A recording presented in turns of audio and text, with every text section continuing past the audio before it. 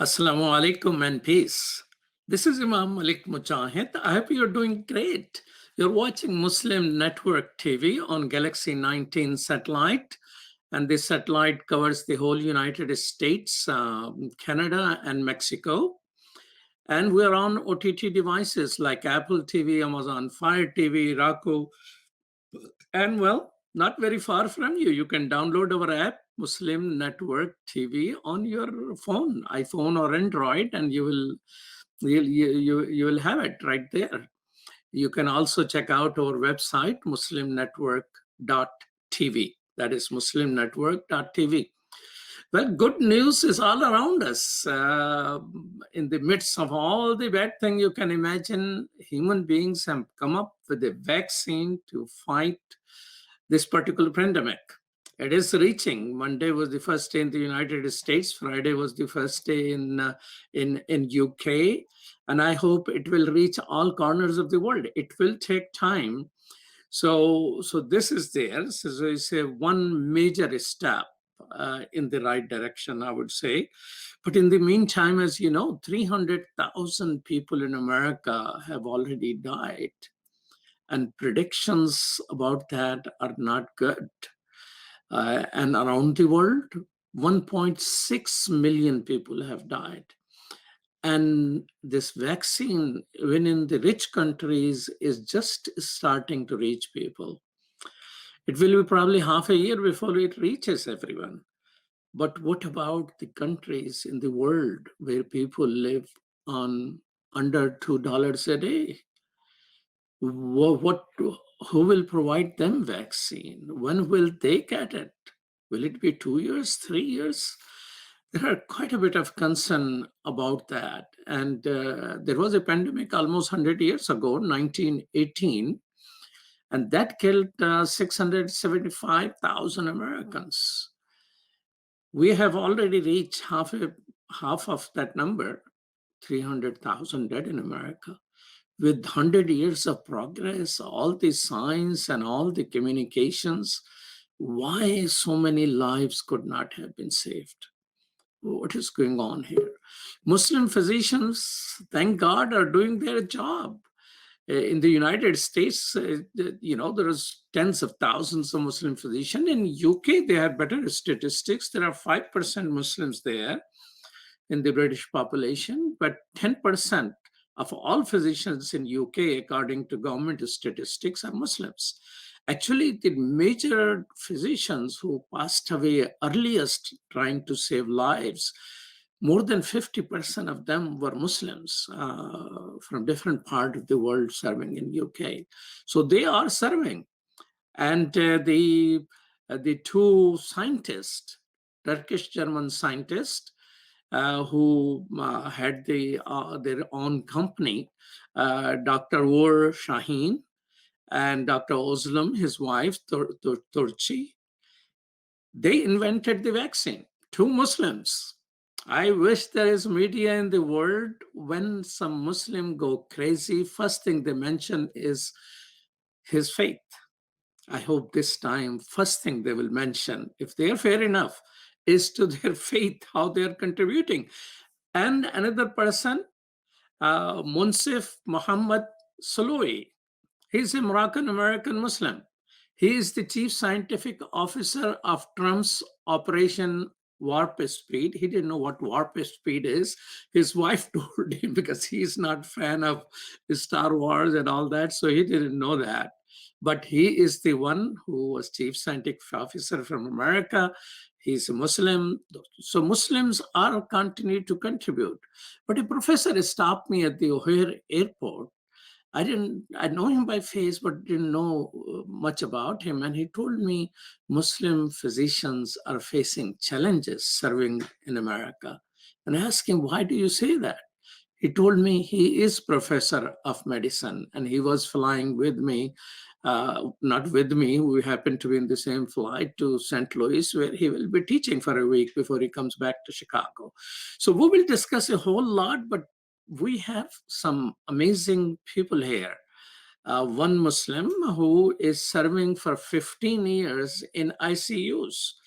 What is he seeing? What is he noticing? And we have another scholar, a PhD epidemiologist, Dr. Ali Mokdad, who is in this field. Assalamu alaikum. Welcome to Muslim Network TV. Assalamu alaikum. All right. Dr. Ali Mokdad is a professor of health metrics science and chief strategy officer for population health at the University of Washington. And we have Dr. Hesham Hassaballa. Assalamu alaikum. Wa alaikum salam. Welcome to Muslim Network TV. Thank you. I'm very happy to be here. Dr. Hassaballa is a practicing intensivist. I'm still learning this word, intensivist, with 17 plus years of clinical practice and associate professor of medicine and course director for Rush University Medical Center. Well, welcome to Muslim Network TV. So tell us, has vaccine arrived in your hospitals? So yes, it was supposed to arrive yesterday.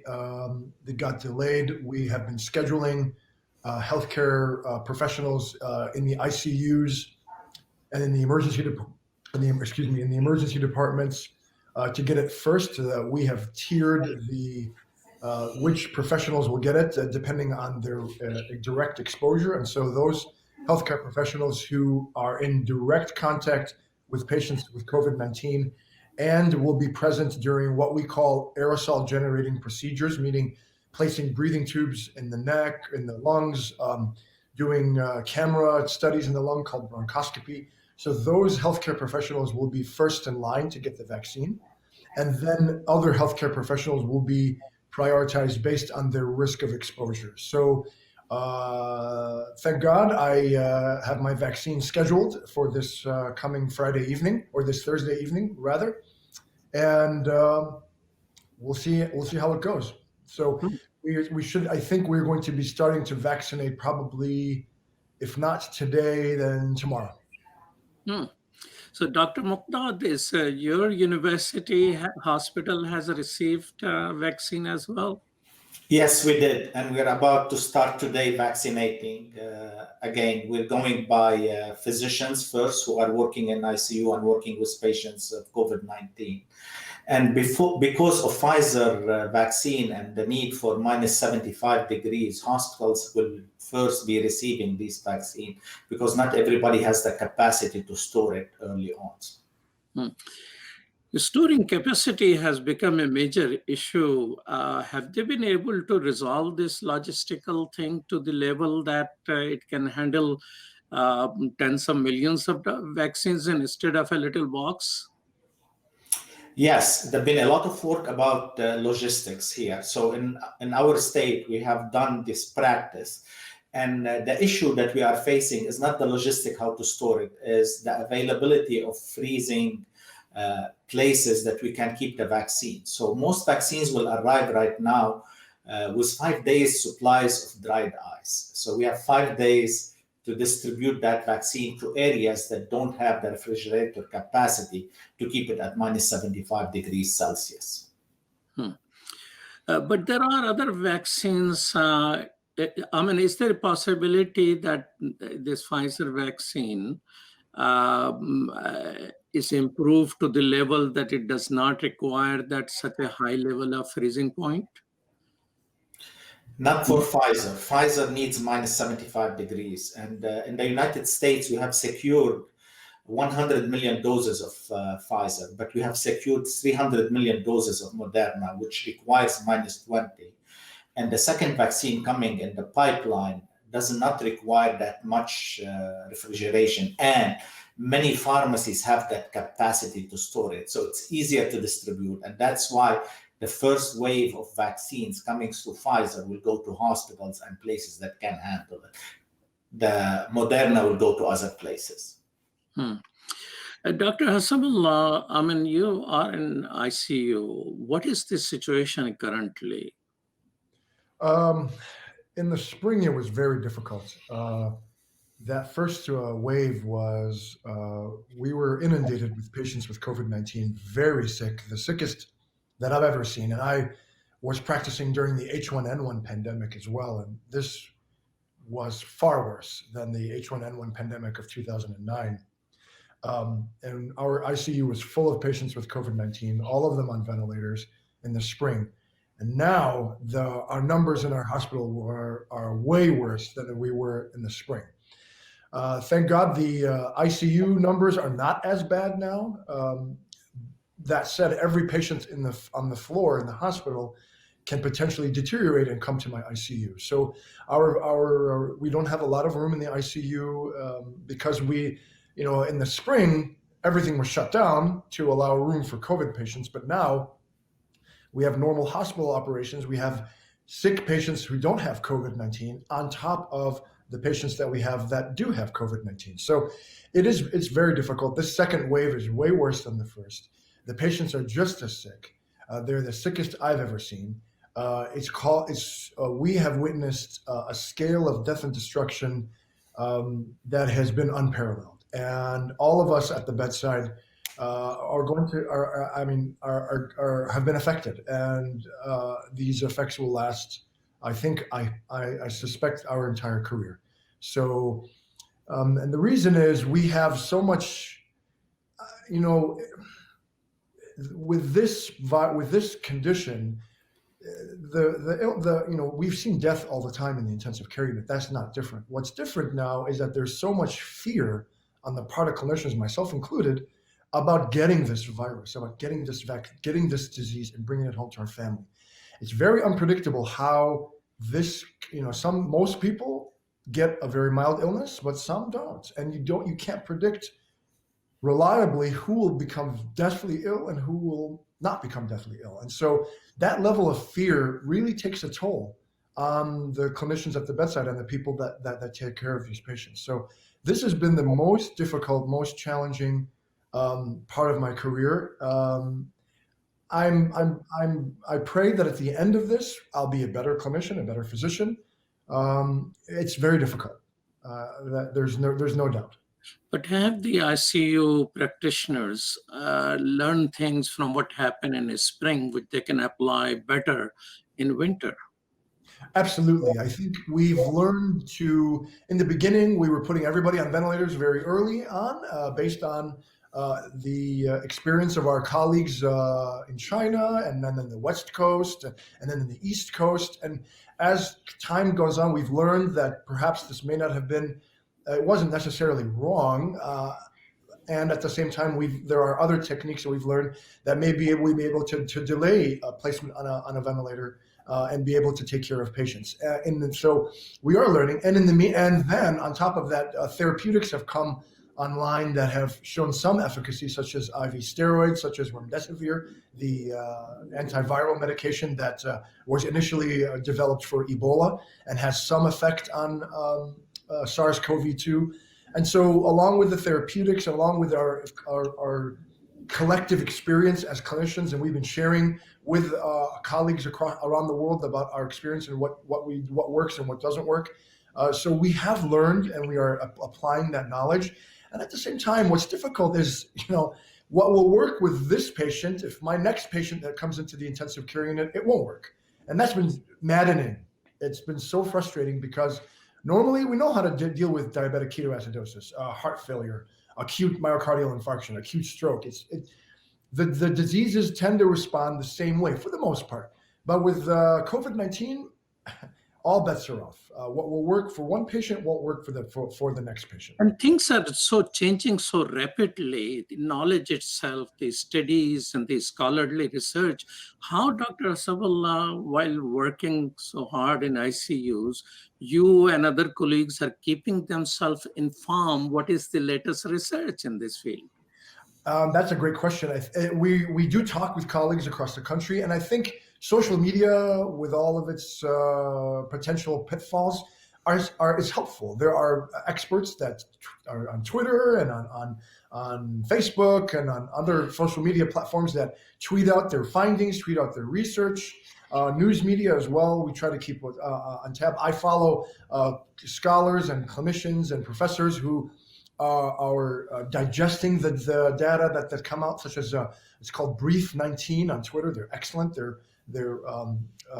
clinical physicians that are in bedside practice that will parse the data for us and explain the data as it comes out. So it's been very helpful to keep up on that.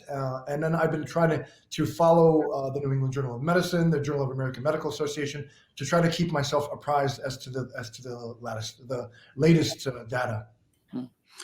Dr. Mokdad, initially in the spring, we were so desperate that there were not enough ventilators and there were not enough PPEs. I mean, I remember doing a show, actually teaching people on the show how you can develop a mask, which you can provide to healthcare workers. I mean, people in home were doing those things to safeguard lives. So has the situation overall improved in the country when it comes to ventilators, PPEs, and these type of supplies which are essential? It did. So a lot of hospitals have been able to acquire what they need. One, many hospitals have been able to also build a surge capacity by adding more beds, more ICUs. The challenge, you could add ventilators and more ICUs and prepare your hospital for a surge, but you don't have enough people like Dr. Hesham. You need to train people who can man these ICUs and these hospitals. So that's the biggest challenge we are facing right now. And many of our medical staff are working long hours and long shifts. But they've done an amazing job. So if you look, where I work, the Institute of Health Metric and Evaluation is the one that does all these projections for COVID-19 for every country in the world. And we have gotten data from the American Heart Association, 150,000 patients, and with a lot of detailed information about the patient when they were admitted, what other chronic conditions they have, and so on.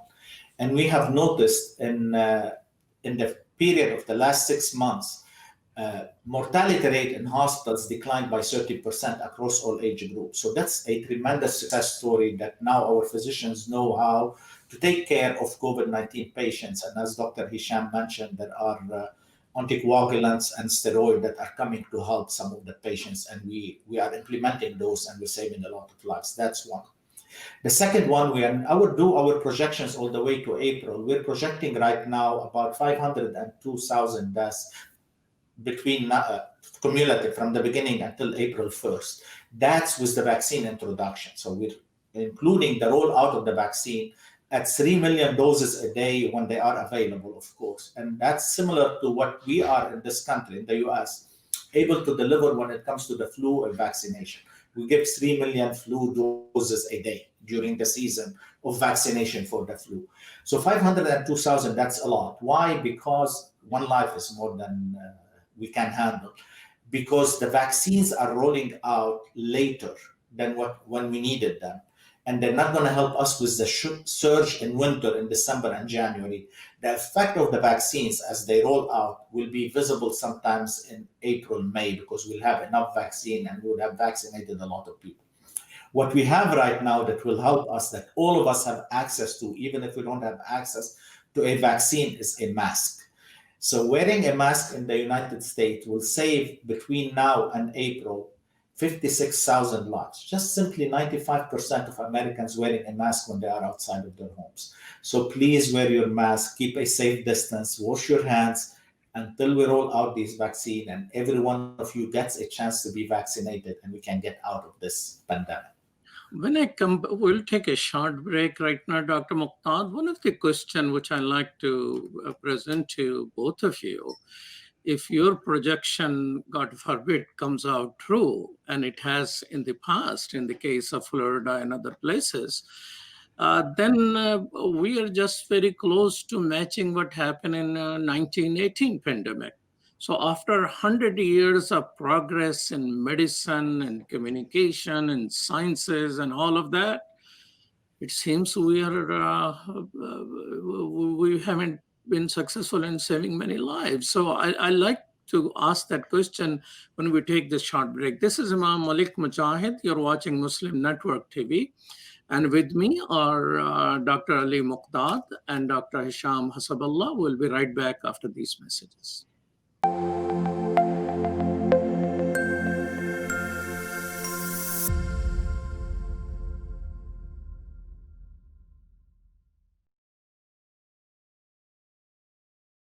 My wife, who she's a professor at the University of Cincinnati who's Catholic, and by her watching and listening to our 3-year-old son watch Adam's World, she ended up taking Kalima Shahada. She embraced Islam because she learned so much about Islam and the other prophets. It really affected our life in a great way, and because of Sound Vision and Adam's World, we're Muslims. I took my Shahada 15 years ago, and I actually am from a rural part of Ohio. And so I found the catalog for Sound Vision, and I ordered the tapes and the CDs and the books, and I used those, and especially for my little daughter, that's how we basically learned our Islam, and Islam entered our hearts through the wonderful works of Sound Vision.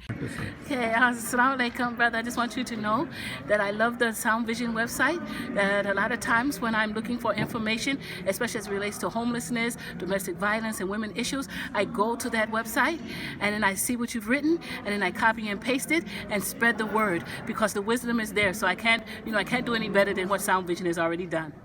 Sound Vision is our survival guide.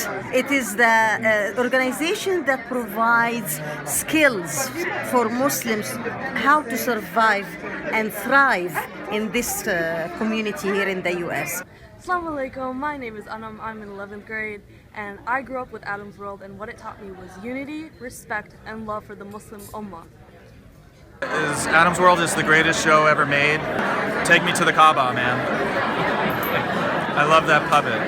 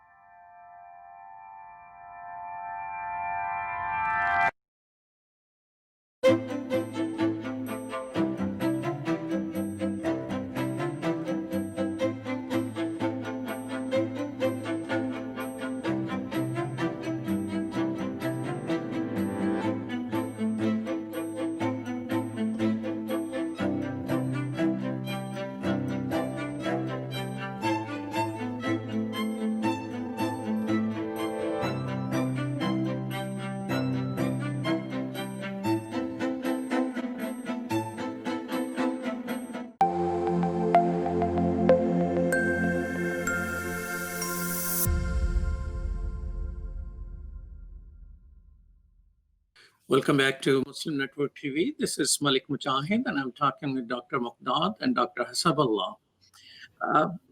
You mentioned that your projection is, and this is what you do, statistical epidemiology, right?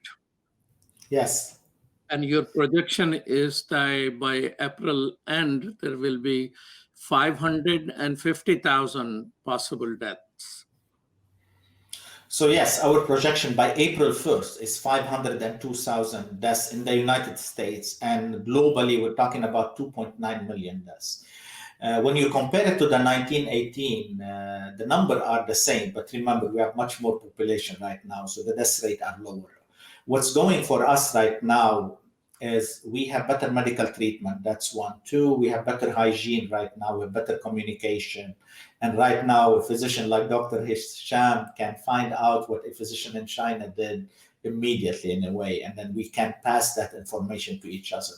So we're in a better position in this way. Unfortunately, what we have seen during COVID-19 pandemic here in the United States and in many countries in the world is relaxation of social safety and social distancing measures. It's our behavior, quite honestly.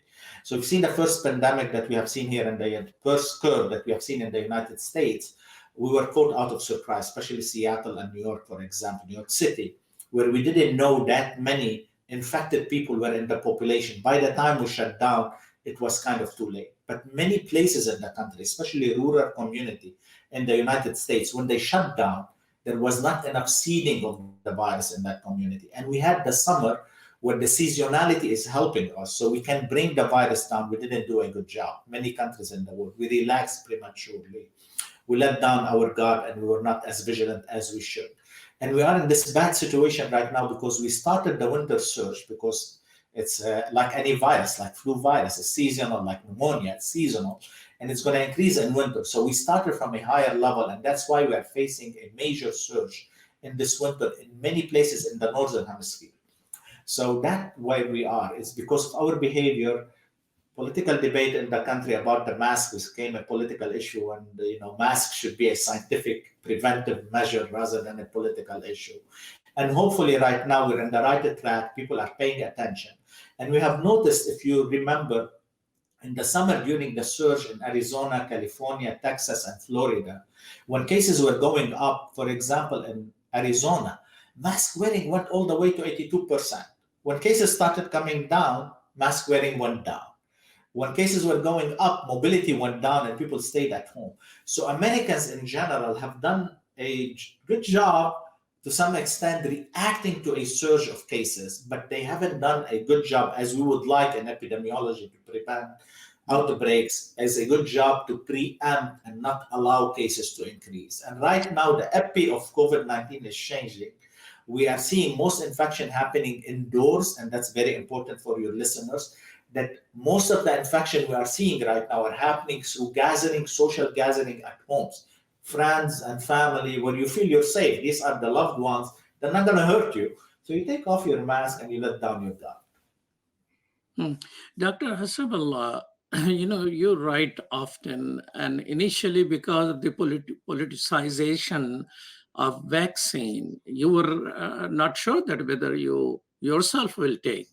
And then you change your mind. Would you like to share why you change your mind too? Absolutely. It is of the utmost importance that a vaccine is safe and effective. It has to be able to prevent the disease against which we are vaccinating and be safe so that it doesn't cause problems. I mean, vaccines, for the most part, have been some of the, if not the safest medical devices and treatment we've ever come up with. That said, they're not zero risk. The flu vaccine can cause Guillain-Barré, and I've seen cases of Guillain-Barré, which is a progressive paralysis after the flu vaccine. It makes me nervous every year because it's mandated that I take the flu vaccine. So I take the flu vaccine every year, and I'm scared. I mean, I'm a human being. I'm nervous about getting that complication. So it's not that vaccines have zero risk, but very, very, very low risk compared to other medical devices and medical treatments we have. That said, if the process was rushed to fit an electoral timeline, I'm not going to take the risk. The scientists and the professionals and the people who know what they're doing, like Dr. Ali Mokdad, like others in the FDA and the CDC and the NIH, they need to do their job without political interference to make sure that the vaccine is safe and effective. And if that was rushed to meet an electoral deadline, then I'm not going to take the virus. I'm not going to take the vaccine. I'm not going to put myself at risk. I was very happy to know that it wasn't rushed, that the career scientists resisted the political pressure to make sure that the vaccine is safe and effective. I was able to look at the data, to find the data, and to be able to evaluate it for myself. And I was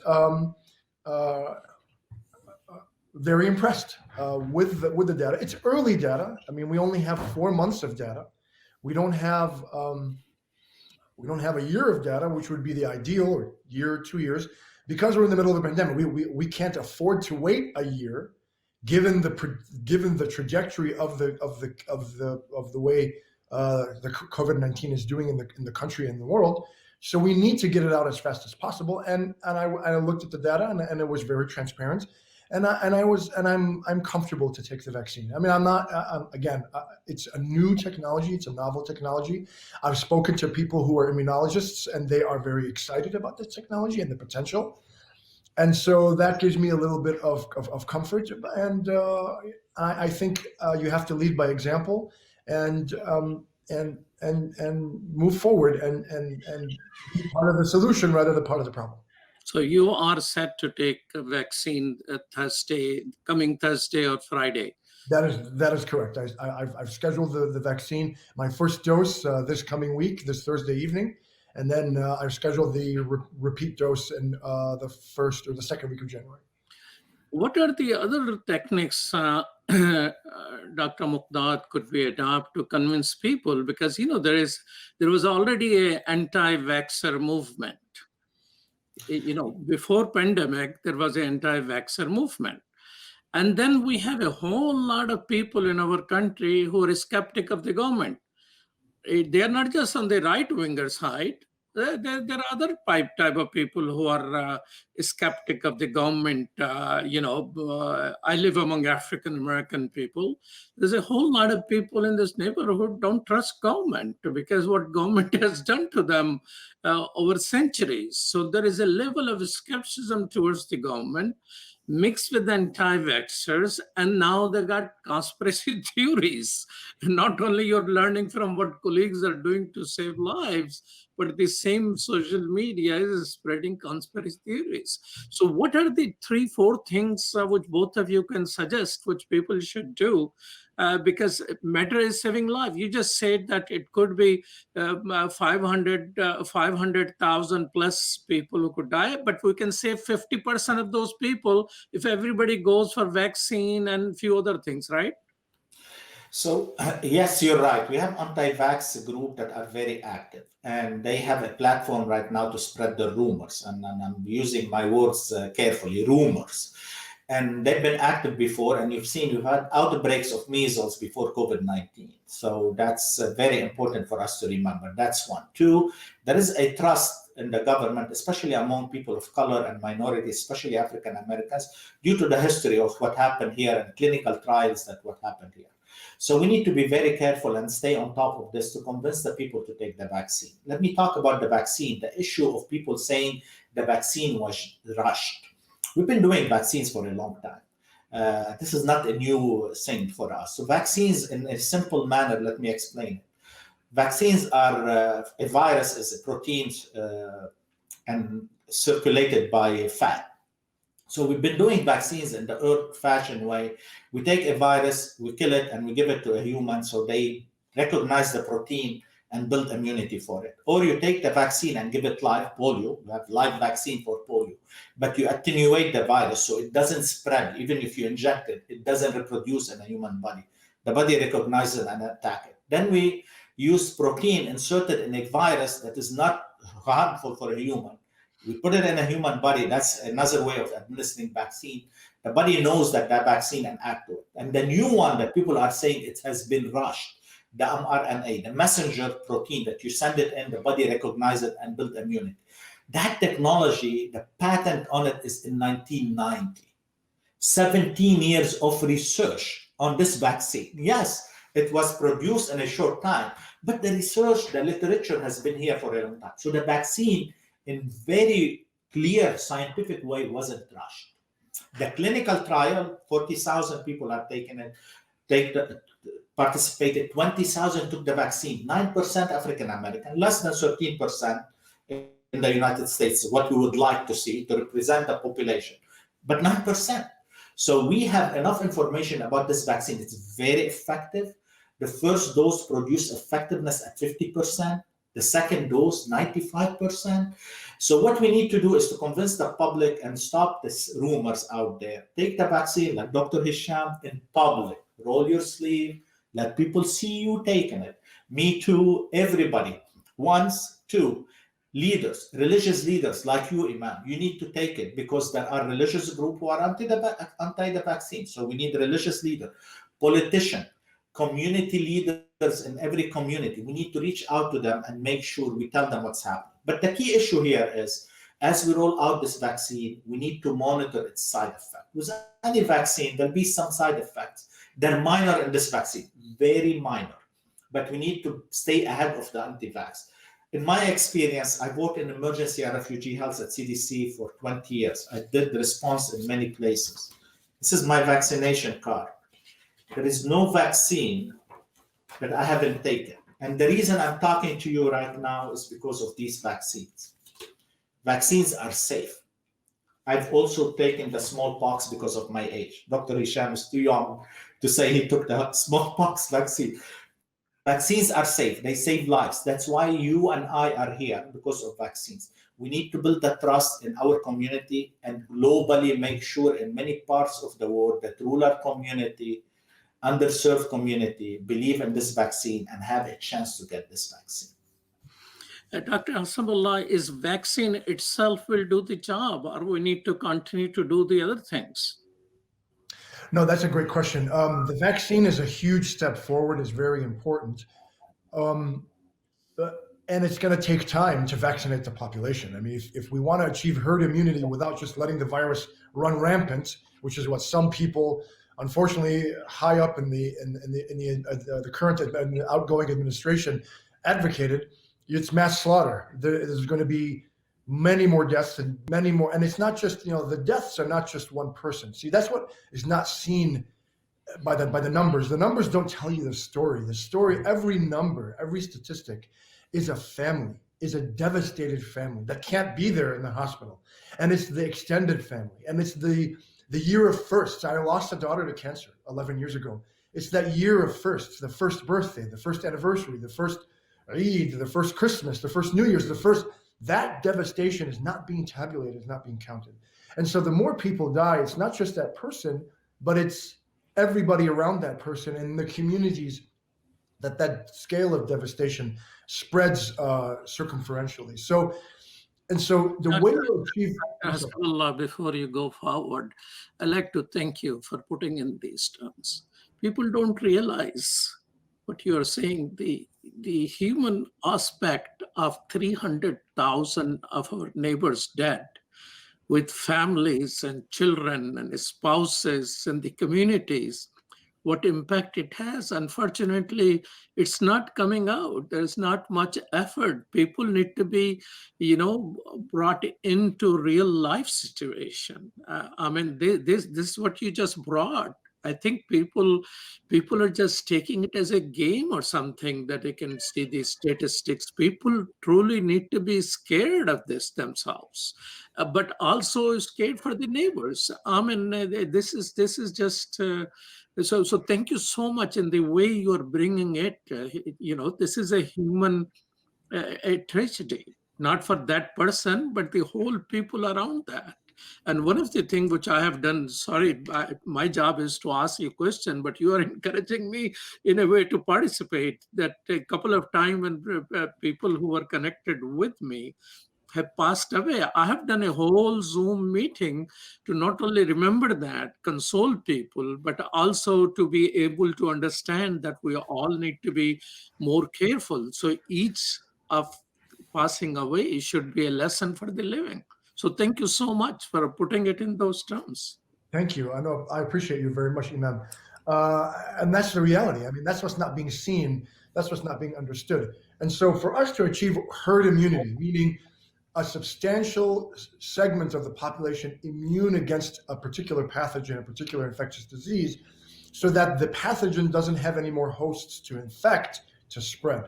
In order to do that, the safest way is to vaccinate, to give the vaccine. And so it's going to take time for us to do that, number one. And so in the meantime, which could be 6 months to even a year, We have to continue to wear masks when we're out, and they're very effective. They're very effective. I mean, for work, I've been forced to travel on airplanes because of work. I've worn 2 masks, not just 1 mask, and thank God it's been okay. I've been outside and wearing a mask. It's crucial that we wear masks. We continue to wash our hands. I joke that my blood alcohol level, if it was measured, may be elevated because of the amount of times that I hand sanitized in a clinical shift. If you measure my blood alcohol level, it probably will be elevated from the amount of times that I wash my hands.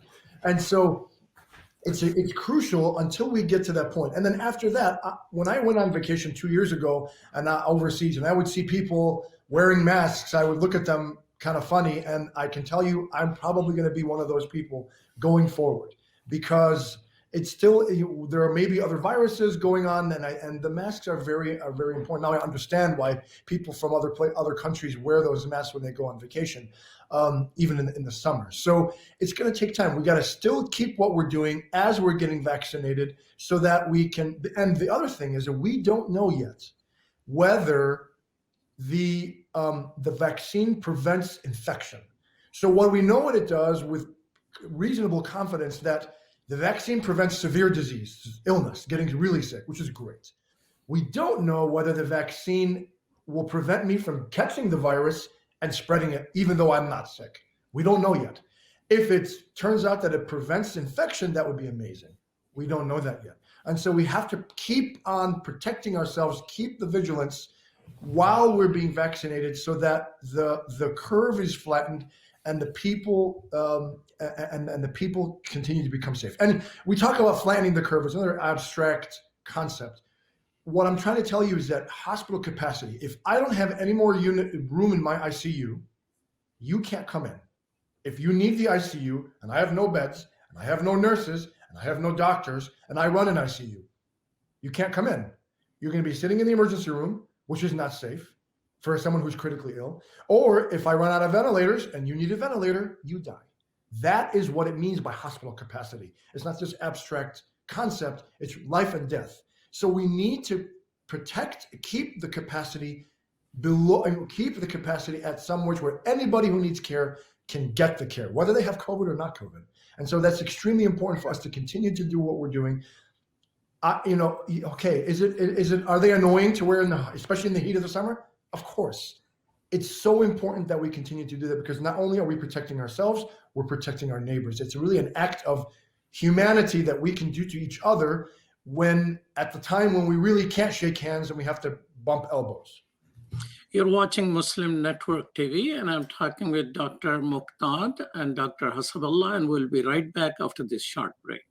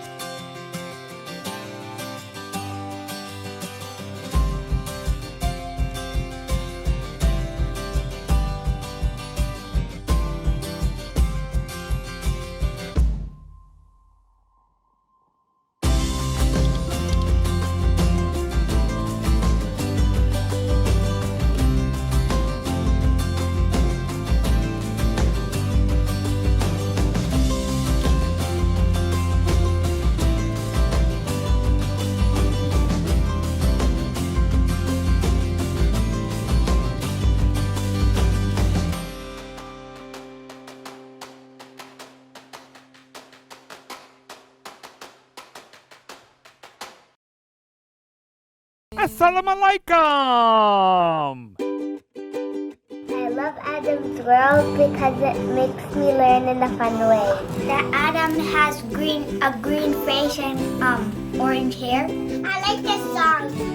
I like how Adam sings. I like Adam's World because it makes me happy.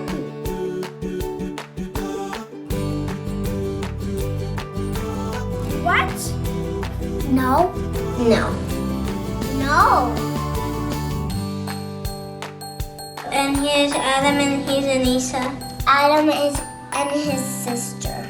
Adam is a boy and he is very smart.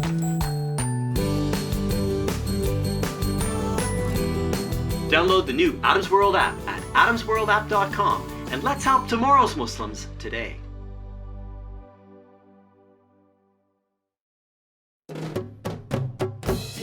Assalamu alaikum. Open up your eyes. Assalamu alaikum everyone, it's your brother Zain Bika from South Africa. One of the first educational programs ever produced for Muslim children was the ever popular Adam's World series. The colorful and comical Muslim puppets stole the heart of a generation. Sound Vision will be releasing brand new episodes of Adam's World with the launch of a Adam's World app. Subscribers will enjoy new Adam's World episodes as they are released, as well as all the classic episodes of Adam's World. So visit adamsworldapp.com now to learn more, subscribe and enjoy new adventures of Adam and his friends. And let's keep helping tomorrow's Muslims today. Assalamu alaikum. Adam's World. Believe me, there's a lot to see. Bismillah. Let's explore.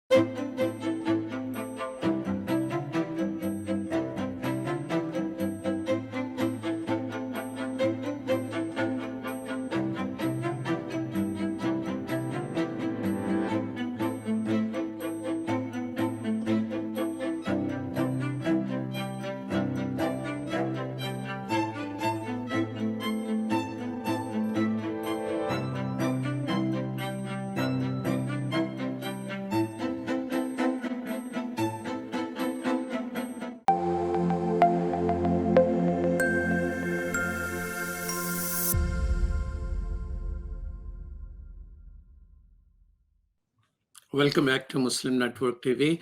As we come to conclusion, let's talk a little bit of long term. What is the state of treatment development in this field? I mean, you just mentioned, Dr. Hassaballa, that we don't know if the vaccine will, has 90% chances of that you're not going to get the extreme disease, but whether you will still be a vehicle to transfer it to other people, and those things still need to be researched.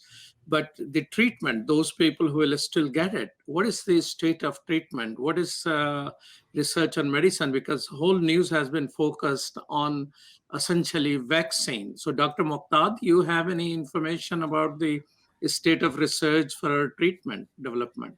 So there is a lot of research on treatment coming up, and you've heard about the antibody cocktail that has been effective in helping a lot of patients. However, the capacity to produce, we have about 300,000 doses of those. So the capacity to produce them is very limited. So what we have right now, as Dr. Hesham mentioned, is to keep wearing our mask until we reach that herd immunity of vaccination, 70-80%. Otherwise, this virus will be circulating in our community. We have to remain vigilant, wearing a mask, keeping a safe distance, especially in this winter, until we are moving outdoor and we can safely gather if we need to, if we have to. And then I want to touch one thing about the hospital capacity, as Dr. Hesham mentioned it briefly. And Dr. Hesham, I'm deeply sorry to hear about your daughter, and thank you for mentioning this, because these are, when we say 300,000 loved ones, daughter, father, mother, and so on. So that's, and your experience losing somebody, that and the pain of it, we need to avoid all of this. Hospital capacity, why it's very important. Our hospital beds and ICU are not here only to take care of COVID-19. So we have to make sure we have enough capacity to take care of other conditions that are present in our community, especially among the poor and underprivileged. Right now, if my mother needs a hip replacement, and then the hospitals, ICUs are full, she can't. So we're going to ask somebody, well, you have to be in pain another 1 month or two because we have canceled elective surgeries. So there is a lot of pressure on us in the hospitals to maintain the quality of care that we provide in order to make sure we're saving lives and not only devoting all our services, which is needed for COVID-19. So that balance is very important. So it's on all of us and the community, especially in rural community, where the capacity of surge for ICUs is not available as in big cities. My hospitals can take a lot of people because we called retirees and said, come back and more. That's not possible in many rural communities. So we really need to prevent overwhelming our hospitals by doing our part at the community level, wearing a mask, staying away from each other, and washing our hands. The cocktail which Dr. Hesham, Dr. Mokdad mentioned, the cocktail of different treatments, and he mentioned that it is not quite easily available. There are, limited supply of that. But in one of your blogs, which you mentioned that it is not, a perfect solution either. It has just a small percentage of a difference between those who are given a control thing as compared to the real medicine. So are you expecting any more changes in that to improvement in the medical sciences and pharmaceutical research? I mean, I think, in the past, especially dealing with bacterial sepsis and septic shock and multi-organ failure, many of my colleagues who were purists in the evidence-based medicine realm would, for example, let me give an example, vitamin C and sepsis, right? It was a big thing. One of our leaders in our field touted it as a miracle cure, or not a miracle, but touted it as very effective. Many of us adopted it without the randomized trial data behind it. And when my colleagues who were more purists from an evidence-based medicine would tell me, where's the evidence? I would roll my eyes. Oh, you and the evidence, But this pandemic has really taught me the value of evidence-based medicine. Because, for example, there was a small study out of France, and I love France, and I speak French, and I'm a francophone and everything. 6 patients that they gave hydroxychloroquine to, and everybody went to hydroxychloroquine. And people started adopting it without any evidence whatsoever. And does it work? I don't know, because I don't have randomized trial data. And when the randomized trial data came out, it turned out to be ineffective and maybe even harmful. So really what this pandemic has taught me is the really importance of doing good evidence-based studies quickly, and at the same time, very rigorous evidence-based studies to know that, am I giving something, is it better than a sugar pill? Is it really doing something, or is it just treating myself and not the patient? Do no harm. That's the first thing we as clinicians and physicians and nurses and advanced practice providers, all of us do no harm. So I need to make sure that what I do is safe and effective, not just because I think that it's going to work. So Dr. Mokdad, you have worked at CDC for 20 years or so. Considering what has happened to our country during this pandemic, politics aside, what are the changes which you like to see CDC to make thinking of future? CDC has a big role to play in the United States and has the know-how. I mean, we trained, quite honestly, I trained people all over the world to do outbreak investigation and how to handle pandemics and epidemics. I mean, we trained them. So allowing CDC to do what it's good at and coordinating our response in every state would be good. So take the politics and let the scientists be, and believe in science, and let CDC does its job as best as it could. Empower CDC to do so. So I'm very optimistic with President-elect and his choice of leadership at CDC that things will change. I know personally a lot of people at CDC, and I know what their capacity is. And quite honestly, I learned a lot from them. And throughout this pandemic, they were not allowed, for one reason or another, politics aside, to do what they are good at. And I hope this will change as we roll out the vaccine and we are able to monitor the vaccine. Dr. Mokdad, tell me this. I mean, you are, in the statistical epidemiology. knowing the American behavior, I hope you have some variables which you apply to your statistical modeling, know the way we behaved in last 7-8 months, and the state of vaccine and the state of treatment of this thing. When will we be free? So it depends on vaccine rolled out and availability of vaccine. Vaccines are very sensitive and they have a lot of quality check for production. So even a company like Pfizer has been doing vaccine for a long time, it's possible that one of their production may not be good to move on. So right now we're assuming the production capacity and everything is going up. Vaccinating 3 million to 6 million a day of vaccines are available.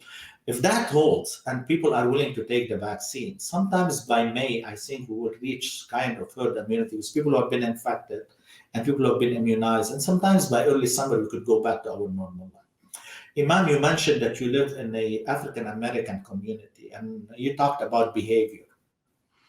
Certain behavior we can control, certain behaviors we can't. African Americans, Hispanic, and Native Americans were disproportionately affected by COVID-19 simply because they are essential workers. I can transfer to work at home easily. They can't. They have to be out and about. And quite honestly, they kept food on our tables and they kept our country running at this time. So we need to make sure, because they are more likely to die 5-6 times more than the white American, non-Hispanic. If you look at what we published, a 50 years old African American has the same chance of dying as a 65 white non-Hispanic. So now when we're saying we need to roll out the vaccine and give it to 65 and older, well, for African American and Hispanic, it's 50 and older. So we need to make sure our essential workers, people who are in prison, get the vaccine, and to protect them as we roll out this vaccine and give them a priority. We have stimulus coming out right now to rebuild the country. We need to make sure we don't leave anybody behind, especially poor and devastated community. Vaccinate them, give them opportunity, take care of them. Well, we have just a half a minute left. And Dr. Hesham, one question I want to ask you. I went to University of Chicago and of course develop respect for the school you go to. They came up with a study that 50% of Muslim physicians feel discriminated in what they do. So what have been your experience? I think I'm grateful to God that I have not faced significant discrimination in my career, even though I know of stories and colleagues who have, and I think I chalk it up to God's blessing. The discrimination in our field is real against physicians of color, against women physicians of color, or women clinicians, or healthcare professionals of color, and so I think I think it's very important that clinicians such as myself examine our own biases. All of us have them. We have to acknowledge that and then work to combat that. And so I think there has been a long-standing history of healthcare disparities, discrimination against people of color in our country, the African American community, the Tuskegee Airmen, even though it's decades old, is still fresh in the minds of many of our African American brothers and sisters in the United States. It's extremely important that we send the message that their lives do matter, that it's very important that that they are taken care of. I was reading Neil deGrasse Tyson. His father was an accomplished scientist, and when he mentioned that to the clinicians taking care of his father, their attitude changed, and that's really a tragedy. I think every life has worth. Everyone deserves the best we can do, and I think it's just very important that we in our field work hard to combat any kind of discrimination or underlying bias that may be implicit and may not necessarily be on the forefront of our minds. Well, thank you so much, Dr. Hesham Hassaballa and Dr. Ali Mokdad, for your valuable time I truly appreciate. I hope all of you who are watching this particular program learn the lessons. Vaccine is there to help, but these are the leaders who are willing to take it themselves. And I will be in line whenever my turn comes in, because it's not available to everyone on demand at this particular moment. And I hope each one of us make it a social media event when we take the vaccine, take the photos, and tell other people, I have done it to not only save my lives, but to save the lives of my loved ones and America and across the world. It is a civic duty for us to participate. And thank you so much for sharing your point of view, Dr. Mokdad and Dr. Hassaballa. And thank you, Sherdil and Abdul Wahid, for producing today's show. And thank you for watching, and thank you so much. Stay tuned for the next program on Muslim Network TV. We come to you on Galaxy 19 satellite, covering USA, Mexico, and Canada, east to west, north to south, throughout, and on OTT devices like Apple TV, Amazon Fire TV, Roku, and you can download our app, Muslim Network TV, whether iPhone or Android. You can watch it right there. Our website is muslimnetwork.tv. Thank you so much for being with us, and stay tuned. Peace and salam. Thank you very much.